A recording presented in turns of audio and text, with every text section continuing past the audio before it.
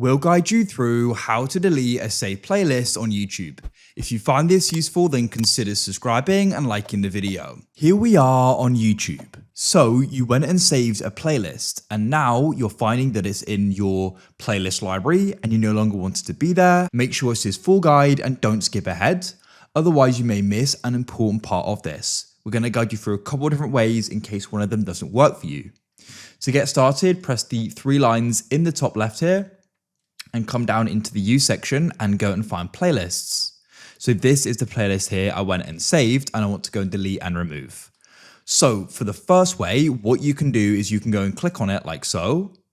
Then you want to come over to the right to the list and press the 3 dots in the top right of the list and press remove playlist from library. You can do it that way. Alternatively, if we press back, you can press view full playlist just beneath it. And then to the right of play all, you've got this save button. When you hover over it, it says remove from library. Click there and that's it. It'll be removed and deleted.